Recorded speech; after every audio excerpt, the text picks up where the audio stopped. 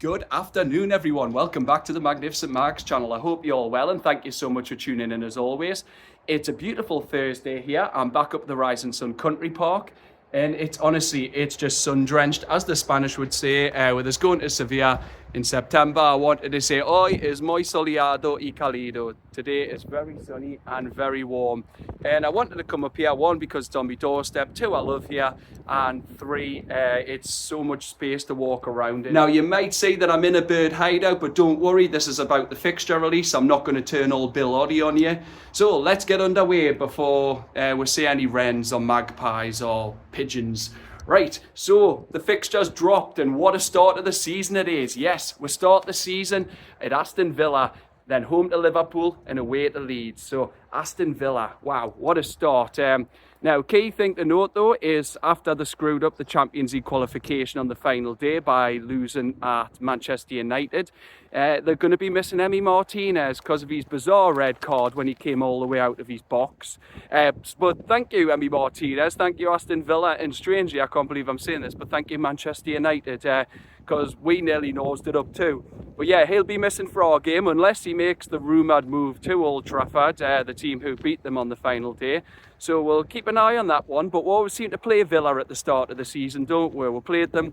I was there at Villa Park for the 2-0 defeat, one of Bruce's final acts under his turgid, boring, awful, hideous reign at the start of the takeover season. Then I was there in January of last year when we won 3-1. Fabian Schär's brace and Jacob Murphy when we ended their 11-month unbeaten home record.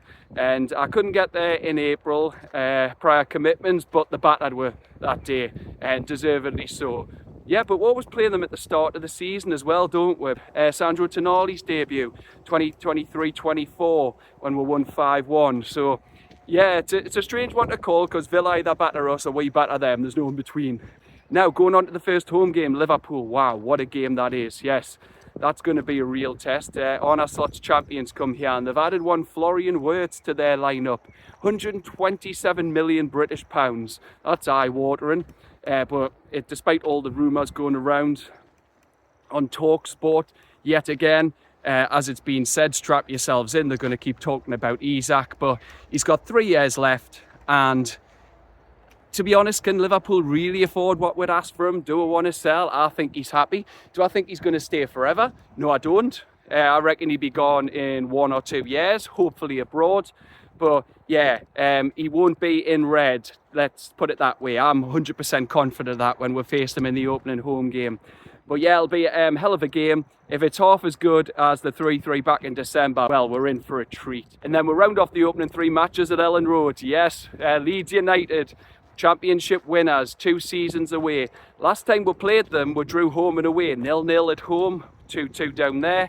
On the way to the Champions League when they were on the way down, but they are back, and it's more the better, I say, for the North.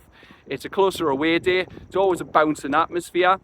But you know what? I will admit it's not one of those games you wanted at the start of a season, a promoted team on their turf. When they're confident, the crowd's up for it, the players have got a point to prove, full of confidence, they want to show that they belong at this level. So yeah, we've got to try and overcome that and use our heads and use our quality to see them off. But yeah, that's a heck of an opening 3 games. And then from then on, we'll have Wolves at home. They had a strong end to the season, pulling away from survival under the new manager. But they have lost Matheus Cunha, massive influence on them, to Manchester United. Then we'll go to Bournemouth. Now, I don't believe this nonsense about there's a non-compete clause in Eddie Howe's contract against his old team. They are a good team. Iraola's done well for them, and they've got good players in there, like Evan Nielsen's come on. They've got Justin Kluivert, Antoine Semenyo, who we've been linked with. But they have lost Dean Huijsen to Real Madrid. No shame in that. They're the biggest club in the world. And we're linked with Liam Zabani in that merry-go-round of which centre-half we're going to sign. The end of September, we'll round off with Arsenal at home. A lot of needle between me recently. Obviously, that stemmed from the end of the takeover season. A lot of teams have thought we're a pushover. We'll comfortably beat them. End of the Champions League hopes. Arteta had his meltdown on Amazon Prime.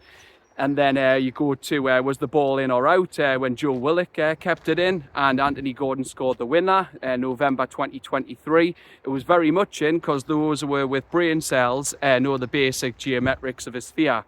And then obviously back in January at the Emirates, we were at the pub in Camden afterwards and we laughed our heads off. Honestly, I've never laughed so much when I heard Arteta had blamed the ball. Absolute nonsense. Just admit the better team beat you.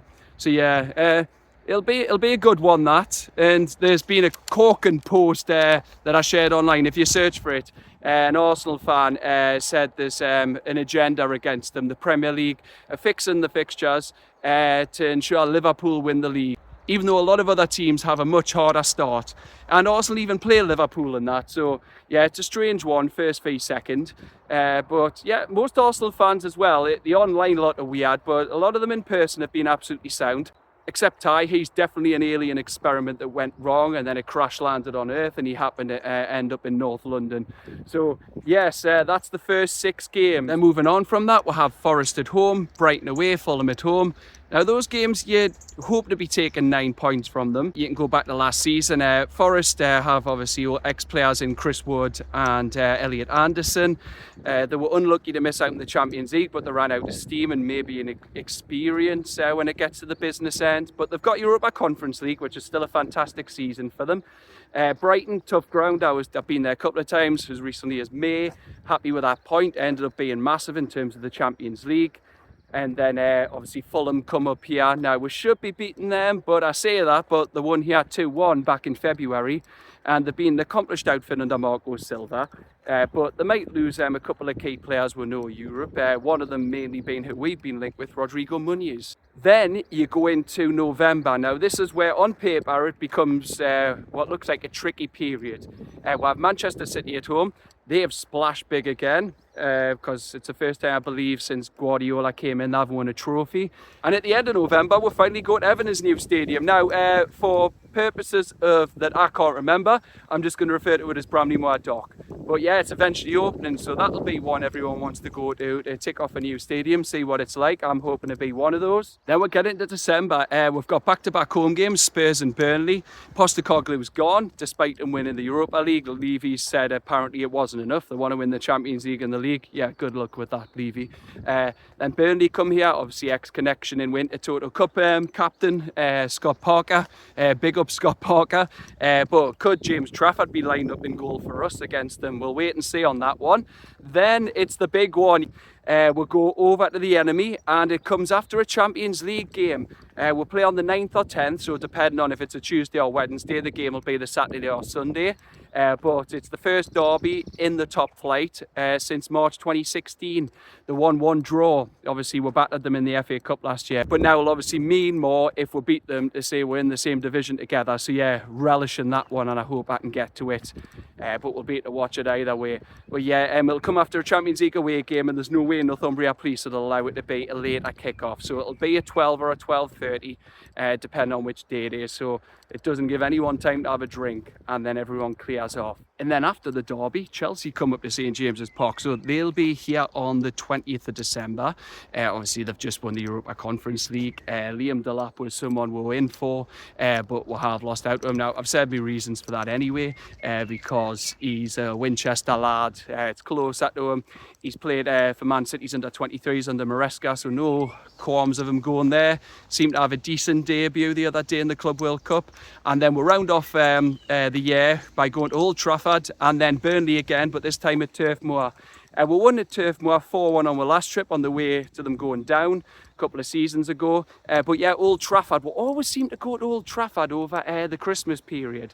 And this is no different, but we need to wait and see. The Premier League basically said at the moment there is no Boxing Day games. Now, that would be strange. I think that would be a first. Boxing Day this year is a Friday, but again, that's subject to change. Only match day 1 and the final day have been confirmed at the moment. Obviously, we're 12:30 at Villa Park, final day at Fulham. But the next round of fixture announcements will be on July the 9th, so we'll find out confirmation then. Then for January, we've got 3 out of 4 home games. Palace, Leeds, Wolves and Villa. So yeah, the FA Cup winners come here, then Leeds do. That looks like it's a midweek game at the moment, so it might be a 7:30, 8 o'clock kick-off. I think it's a Wednesday. Then it's Wolves. I loved that last season at Molineux. Harvey Barnes is a last-minute winner, sent the away end into absolute meltdown. And then, yes, Aston Villa come to St James's Park to mirror the start of this season. And obviously we beat them 3-0 on Boxing Day when Duran saw the red mist and then saw a card of a similar colour. Now we've got Liverpool, Brentford, Spurs and City. So it goes into that cluster of games like we have at Christmas, where it looks harder on paper. Then we've got back-to-back games against Everton and Man U, and then we'll go down to Stamford Bridge. And then after that, yes, Sunderland come to St James's Park for the Tyne Wear derby. So but absolutely can't wait for that one. That'll be so big. But it also, coincidentally, if we are defending the Carabao Cup trophy, falls on the same weekend as the final at Wembley again. So we'll have to watch that one with interest to see how far we're getting the competition this season, because it'll be a lot tougher being in 4 competitions. Then we'll go away to Palace, Bournemouth come to St James's Park, and then we'll go down to the Emirates. And then we'll round off the season with Brighton coming to St James's Park. Then we'll go down to the City Ground, happy hunting ground that for me, because every time I've been, 3 times we've won. And then we're final visitors to St James's Park as West Ham United. And to round off the season, like we always play Villa at the start of the season, we always seem to play Fulham at the end. So yeah, Craven Cottage, the Thames, the Booze Cruise. Now, I wanted to go on that, but unfortunately I can't. I already know I'm going to be missing the last game of next season because I'm going to Lake Garda. So yeah, I'll be watching that game in Italy. So I am disappointed to be missing it, but honestly, there could be worse places to watch it from. So just to round off my fixture video, I just want to go through when the dates are confirmed for each round of fixtures. So we've already obviously had the opening game confirmed, 12:30 on TNT at Villa Park. Then we've got August and September, match weeks 2 to 6. That's released the 9th of July. I had to note this down because I can't remember this. October, match week 7 to 9, 20th of August. November, match week 10 to 13, 17th of September. December's and January's fixtures, match week 14 to 24, around the 15th of October. February, match week 25 to 28, 17th of December. March, match week 29 to 31, the 21st of January. April, match week 32 to 34. We've got the 4th of March. Match week 35, 25th of March. Match week 36, the 1st of April. Match week 37, the 8th of April. And then match week 38, the final fixtures will be announced around match week 37. So that's when the schedule will be confirmed. So we'll find out more on where fixtures after Villa from the 9th of July. So it's not long to wait. But that's it from me for now regarding the fixtures. I hope you enjoyed this video and the beautiful scenery behind us. Let us know what you think. Are you happy with the derby dates? Which fixtures stand out for you? Are you getting all the fixtures marked in your calendar? Which away games would you like to go to? Which opponent are you looking to play most at St James's Park? Please put them in the comments, and if you do like the videos as usual and you want them dropping in your inbox, please subscribe to the YouTube channel and turn on those notifications. And do the same for my friends at Magpie 24/7, Magpie Ultras and NUFC 360. Now there's going to be a slight ad hoc video coming after this as well, sort of a bonus feature. It's just going to be a little shorter, but it's going to be talking about the stadium delay, which was announced by Luke Edwards, and also the potential rumoured third top. That's doing the rounds online. I shared it earlier. Check out my socials if you want to see it. Don't know if it's legit or not, but I'm going to talk through what I think of it. But anyway, that's it from me for now. Until the next one. Bye-bye.